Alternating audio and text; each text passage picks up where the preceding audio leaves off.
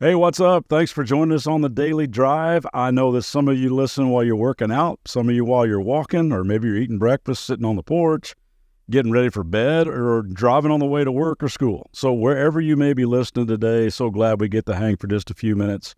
My name is Mike Bro, and we've been doing some binge watching together, not on Apple TV or Prime or Netflix, but from the pages of the Bible. Just some great stories that really do read like a mini series.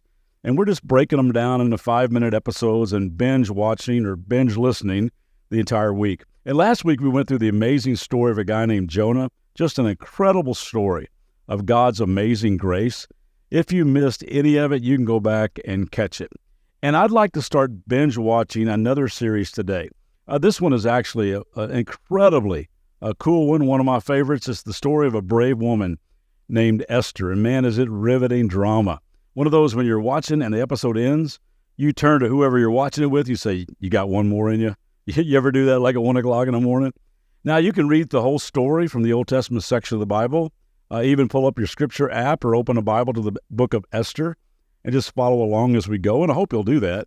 But man, this one has got it all. Wild parties, beauty pageants, murder conspiracy, social networking, defiance, challenge, risk, courage, egos, plotting, planning, brilliance, triumph, defeat, twist, and turns. I mean, there is nothing boring about this girl's story.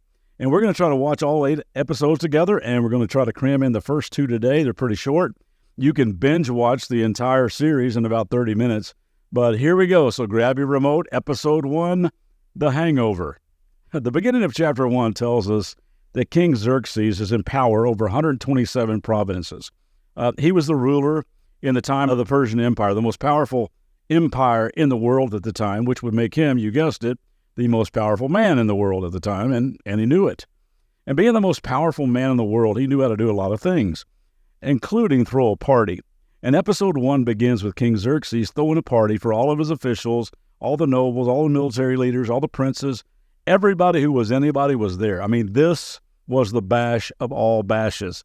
And it wasn't like a one-night bender. It says this in verse 4, for a full 180 days he displayed the vast wealth of his kingdom and the splendor and glory of his majesty. And you think you've pulled some all-nighters? This party that Xerxes threw in honor of himself lasted half the year. And if 180 days wasn't long enough, when it was all over, the king throws another 7-day banquet for everybody in the city of Susa. And by the king's edict, no limits were placed on drinking. Now, usually invited guests could only drink when the king gave them a toast, but not this week. Everybody's invited, open bar, everyone was wasting away again in Margaritaville. And on the last day of the event, it says this, when King Xerxes was in high spirits from wine, you think, after a 186-day kegger, he sends some of his men to go get the Queen Vashti, and bring her out wearing the royal crown, and nothing but the royal crown. Because, it says, he warned the nobles and all the other men to gaze on her beauty, for she was a very beautiful woman. I mean, how sick is that? I mean, any of you wives be down with that? Well, King Vashti isn't either, so when they go to get her, she refuses to come, and this makes the king furious.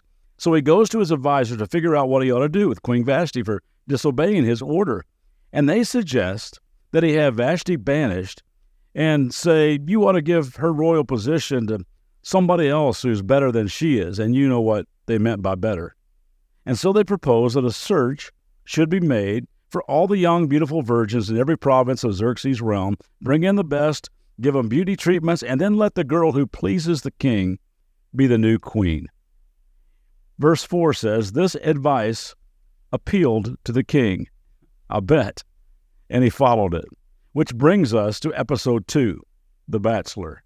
So we've got all these beautiful young women being rounded up and brought to the citadel of Susa. I can only imagine how many. And check this out, verse 12, chapter 2. Before a girl's turn came to go into King Xerxes, she had to complete 12 months of beauty treatments prescribed for the women, 6 months with oil of myrrh and 6 with perfumes and cosmetics. 12 months is a long time to get ready. And this wasn't like getting to go on a really great extended spa retreat. There was a lot of pressure on these girls, lots of pretty girls in one place, all trying to get the same crown, the same rose. I mean, think about the jealousy, the competition, the backstabbing, the comparison going on. I mean, this was made for reality TV. And this guy is not even a bachelor. Well, among this group of young women is a girl named Esther, a Jewish orphan who has been raised by her cousin Mordecai. Now, Mordecai is a Jewish man that was taken captive from Jerusalem under the Babylonian rule of King Nebuchadnezzar. He is one of just many displaced Jewish people. They're no longer in captivity, but they're not really at home anywhere either. They're just scattered all throughout the region. Verse 7 says, when her mother and father died, Mordecai adopted her into his own family and raised her as his daughter. He loves this girl. And verse 11 says that after Esther had been taken to the palace, every day that Mordecai would take a walk near the courtyard of the harem, he tried to find out about Esther and what was happening to her. So you can see Mordecai is a really good dude. And I know that there are some of you listening today that are like him. You stepped in and stepped up as a stepdad or a stepmom, or as a grandparent, you raised your grandkids. Are you the kind of aunt or uncle who was just like a parent? Or you teach, or you coach, or you mentor young boys and girls? And I just got to say to you all, what a hero you are to me. Thank you for the sacrificial way you love and give and just try to make a difference in a young life. Mordecai stepped up when it mattered in Esther's life. So he cares deeply about her, and he feels like it's his duty to protect her, and that's why he instructs Esther to keep her family secret, her Jewish heritage, a secret. And so she does. And then it says this in verse 15. Of all the young women brought to Susa, Esther, just as she was, won the admiration of everyone who saw her. Man, I love that phrase, just as she was. She wasn't trying so hard. She just radiated from the inside out. And I don't know, maybe that's a good word for all of us. Esther, just as she was, won the admiration of everyone who saw her, including the king. Now, it's been 4 years since the night he banished Queen Vashti, and I'm sure there were hundreds, thousands of beautiful young girls he could have chosen in those 4 years. But it was finally Esther who wins his favor. And verse 17 says, for he set a royal crown on her head and made her queen instead of Vashti. At the end of the day, Esther, this Jewish orphan raised by her displaced cousin, maybe the most unlikely, was the one who was handed the rose, the crown. Now, unlike Cinderella, the story doesn't end there for Esther with and they lived happily ever after. No. The plot thickens for this humble orphan girl turned queen. Come back tomorrow and we will dig into episode 3. But today I pray that your inner beauty, your inner handsomeness would be on display and give glory to the one who made you. See you back tomorrow.